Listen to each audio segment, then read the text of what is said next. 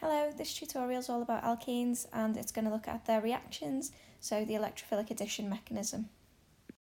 Okay, so to get the general mechanism in mind, if we just take any alkene to begin with, so we've got ethene here, we need to have a look at this compound and find out where the reactivity is going to come from. So whenever you're looking at a mechanism and you're trying to figure out what's going to happen, you're always looking for charged area. So look for something that's positive, negative, slightly negative, that can start an attack by another molecule or another part of a different molecule. So here, the outside bit's fairly boring, it's carbons and hydrogens. Carbon and hydrogen are fairly similar in terms of electronegativity, so they're not particularly polarised bonds. So the reactivity is coming from this section here, because that's the only interesting part of the compound, really. So what we've got there is a double bond, and it's covalent. Now, because a covalent bond, you should know, is a shared pair of electrons, and you've got a double bond, that area is electron rich. So there's lots of electrons sitting around the double bond in an alkene. So if this compound is approached by an electrophile, so here we've got a compound where one end of it is got partial positive charge and one end is partially negative. So this bit is the electrophile. This is the electrophilic part of that compound. Electro means negative and phile means attracted to, so these things accept electrons, they are attracted to negative things, and they will accept electrons from this area of high electron density. So we get electrons from the double bond attracted to the electrophile and moving in and attacking on there, and this electrophile can accept those electrons. Now, it's really important in your exam that you make sure that your curly arrow starts at your double bond and not at one of these two carbons, and that it goes directly to the electrophilic part of whatever it is that's attacking. So electrons moving in this way will repel the electrons that make up this covalent bond and will push them onto the nucleophilic end of the compound. So we get this bond breaking and the electrons moving onto this end here. Okay, so this is just for a general one. We'll replace E-nuke with something else a little bit later. Okay, so your products of this step give you your alkene as it was, but now the double bond's broken. So now we've just got a single bond, and as it's broken, it's formed a bond between one of the carbons that were part of the double bond and the electrophilic part of this species here. And this carbon has lost electrons because it used to own some electrons that were here that were being shared in this covalent bond, and it's lost them, so now it's become fully positive. This is called carbocation intermediate. So carbocation, sometimes carbocation intermediate. Just means that there's a positive charge and it's sitting on carbon. And your other product is the nucleophilic end of this is now got a fully negative charge because electrons have moved onto it. It's now fully negative. And now again you're looking for charges, so you can see really easily you've got a negative and a positive here which are going to attract. So we get movement of electrons from the nucleophile into the positive carbon on that carbocation, and your final product looks like this.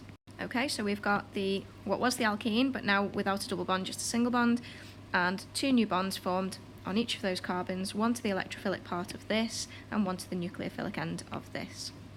And that's the general mechanism for electrophilic addition. So it starts with an electrophile and you're adding in things to the molecule that you already had, so it's addition. And now we'll have a look at some specific examples.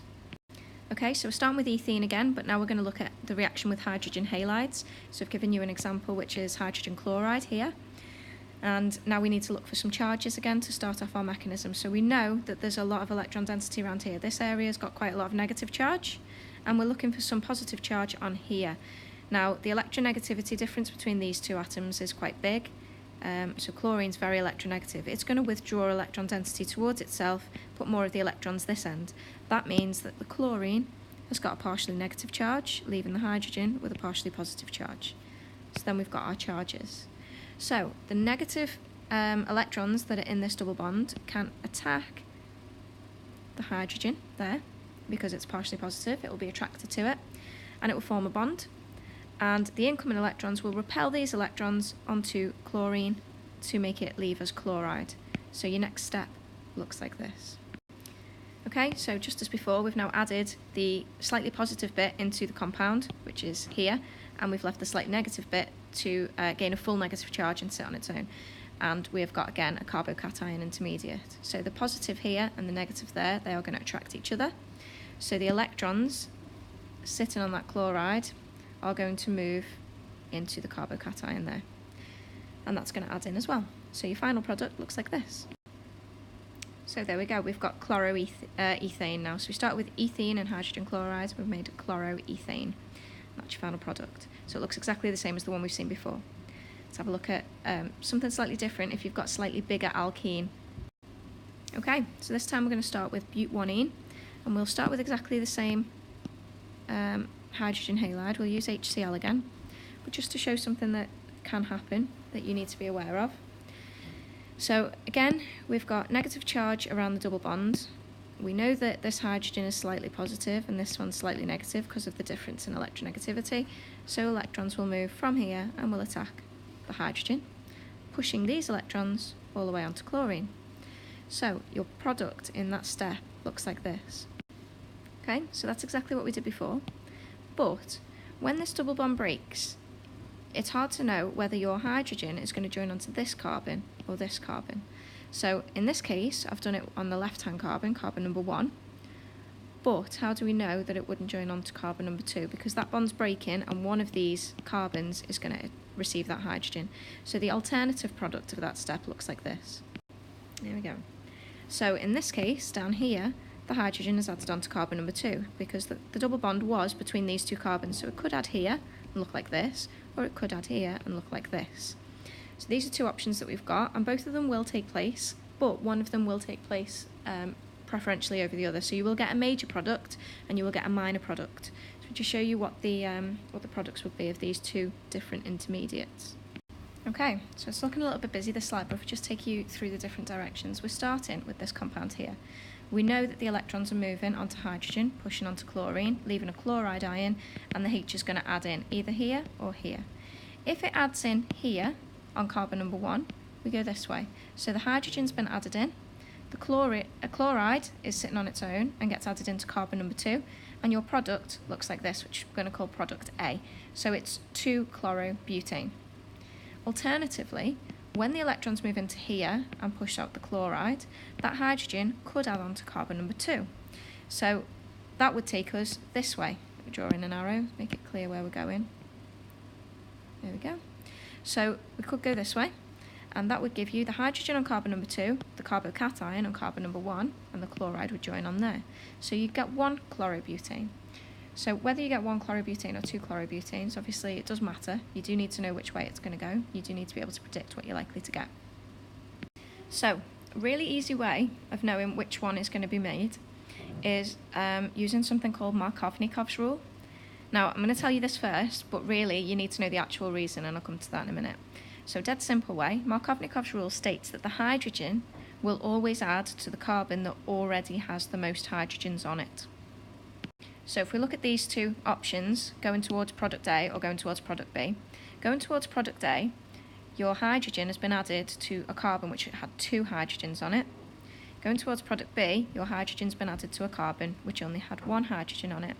So using Markovnikov's rule, you would suggest that it's going to go this way because the hydrogen has been added to the carbon that already had the most hydrogens on it. Okay, and the chloride goes elsewhere. So that's Markovnikov's rule. That'll get you maybe your first mark of being able to state which one is the major product, but it will not help you in your explanation for why, because your examiners will not accept because Markovnikov says so. So it will help you so far. Better than that is knowing why it goes this route more than it goes this route. And the reason is to do with this carbon here, okay? So these two are called carbocation intermediates, as we've already said, and they have varying stability. So this carbon is positive, and electrons from nearby atoms will move in to try and neutralise that positive charge. Same is going on here. This carbon is positive, and electrons will move in from here to try and neutralise that positive charge. Now, alkyl groups, that's carbons and hydrogens in a chain, they are what we call inductive, or they have an inductive effect, which means that they release electrons towards positive things to neutralise them. So in this one here, going towards product B, this propyl chain here will release electrons in this direction to stabilise that positive charge. These two are not so good at doing that. Same is going on here. but we've got an ethyl group here stabilising that positive charge, and we've got a methyl group there stabilising that positive charge. So this one is a secondary carbocation because it's got alkyl chains in two directions, whereas this is a primary carbocation. And a secondary carbocation is more stable than a primary carbocation. So this one is going to be around more, and this one is going to be the one that leads to the major product. So if you're asked to explain what is the major product, you could use Markovnikov's rule to get you that far, but the actual answer, and the one that will get you the explanation mark as well, is the secondary carbocation is more stable than the primary carbocation. I can't fit it on. There we go. Secondary carbocation is more stable than the primary. So this one is preferred, and you're going to get product A as a major product and product B just as a minor product. So you need to know how to figure out which one's major and which one's minor. Okay, we're going to look at what happens when you react them with just halogens rather than hydrogen halides. Okay, so reaction with halogens, exactly the same mechanism, just slightly more tricky because you don't have a polar molecule to begin with. So let's have a look at some start materials for that. Okay, so now we've got ethene again, nice and simple, but we've got a bromine molecule. And the problem with bromine is because both of these atoms are exactly the same, they will have the same sort of electron density around each of them. So there's no polar part on that molecule, so there's nowhere for the electrons from the double bond to come in and attract to. But what you need to consider is if you've got a vessel where this reaction's taking place, these molecules are moving around all the time, kind of approaching each other from different angles and moving towards each other. So what will actually happen is, out of these two bromines, whichever one is closest to the area of electron density here, its electrons will be repelled away by these electrons and will be pushed further down the molecule. So to show that a little bit better, I'm going to draw this in a slightly different orientation.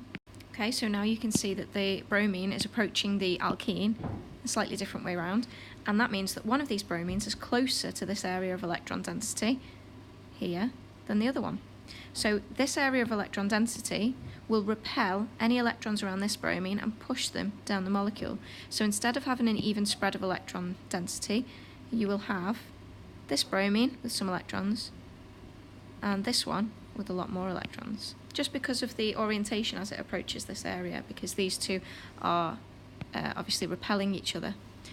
So that gives, just temporarily, this bromine a partial negative charge and this bromine a partial positive charge. Now you've got a polar molecule, even if it's temporary, the electrons from the double bond can now attack somewhere. So these electrons in this double bond will attack this bromine. Because it's positive, they'll be attracted into it, and the electrons making up this single covalent bond will be repelled further and will be pushed onto the second bromine. So your product of this step will look like this. So now you've got your first bromine atom, this one, has been joined in here. So this arrow represents bond formation between carbon and bromine. And this arrow shows the electrons moving away from where they are in the bond, so that's bond breaking, and all the electrons are ending up on bromine, which becomes a bromide ion and leaves the molecule. So now you've got something positive and something negative. You can get attraction again there. So we'll get these electrons on bromine moving in to this carbon of the carbocation there, and your final product will look like this. So you get 1,2-dibromoethane from bromine and ethene starting materials. Okay, so this bit here where you start off with the bromine molecule that should be non-polar, and as it approaches becomes polar, this is called an induced dipole, and this is kind of how van der Waals work. So an induced dipole is one that's kind of induced by something else being nearby. So it's temporary and it's induced dipole. Okay, so that is how alkenes react with halogens. You need to remember this first step of your halogen molecule approaching this area and repelling electrons along the molecule so that you've got the dipole to start your mechanism off. Okay, so we're going to look at one more. And this one's probably the most difficult out of the three. So you've got the reaction with hydrogen halides, nice and simple. Reaction with halogens, tricky start, but exactly the same otherwise. And this one is the reaction with sulfuric acid, which again is exactly the same mechanism. It's just it looks a little bit funny because sulfuric acid's a little bit bulky compared to the hydrogen halides and the halogen molecules. So again, to keep it simple, we're going to start with ethene, and then I'm going to draw out sulfuric acid. You should know that sulfuric acid is H2SO4. I'm going to draw it out displayed so that you can see where the reaction is taking place. Okay, so this is sulfuric acid. It is H2SO4, 2 H's, 1 S and 4 oxygens, but that's what it actually looks like when you can see its bonds. And because you know that oxygen is is very electronegative, there'll be a partial charge. This one, delta negative, delta negative, delta negative, delta negative. That leaves these 2 hydrogens at the top as partially positive. So you can get reaction there because you've got electrons sitting on the double bond, and these electrons are going to be attracted into this hydrogen because it's positive. The incoming electrons will repel electrons in this single covalent bond onto oxygen, and then this chunk can leave, because this is bond breaking, can leave. Okay, so we've got what was ethene, but now we've added in a hydrogen. So your hydrogen that you've added from your sulfuric acid is here, and that leaves a carbocation over here. This is the rest of your sulfuric acid. This is called a hydrogen sulfate ion. There's a negative charge on the oxygen. And obviously, because you've got a carbocation here, which is positive, and an oxygen here, which is negative, these will attract. So you'll get electrons moving from the oxygen, there we go, into that carbon of the carbocation, and adding in there, and that's bond formation. So your product for this step will look like this. Okay, so it's fairly straightforward, even though it looks horrible, because it's exactly the same as what you've seen before. Electrons move in towards the partially positive bit. This bond breaks, electrons move on to the next atom down. So you end up with a hydrogen added into your, what was an alkene, and a carbocation, so the positive charge on the other carbon that was part of the double bond, and then whatever was kicked out before comes back in and attracts into there and gets added in, and then you have a product, exactly the same mechanism. So this is called an ethyl hydrogen sulfate, and this is the start material for being able to make an alcohol.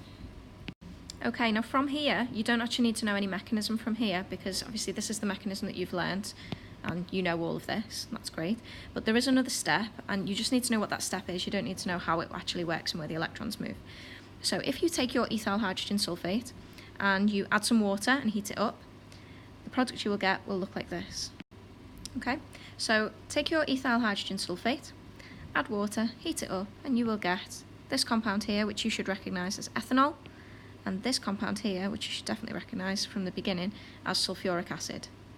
So this is how you hydrate an alkene to make an alcohol, but you only need to know the mechanism up until making the ethyl hydrogen sulfate, and then you just need to know that with water and heat you can take the sulfuric acid back out again and you're left with it. Okay, so starting with an alkene and sulfuric acid, you make an alcohol and sulfuric acid. So your sulfuric acid goes in at the start and it's regenerated and released again at the end, exactly as it was. So it doesn't, although it takes part in the reaction, it doesn't actually get used up. So the sulfuric acid in this reaction is a catalyst. So what you're actually doing is reacting your alkene with water to make an alcohol, but you need the sulfuric acid to play its part in the mechanism, but it will be regenerated, therefore it is a catalyst. So that's a little bit of a weird one to get your head around. So we consider it a reaction with sulfuric acid for the sake of drawing the mechanism to get to here. But the full reaction is actually the reaction of this with water. They're the two things that you actually use up. And the sulfuric acid appears as a catalyst. It gets involved at the start, it gets kicked back out at the end, and you make your alcohol.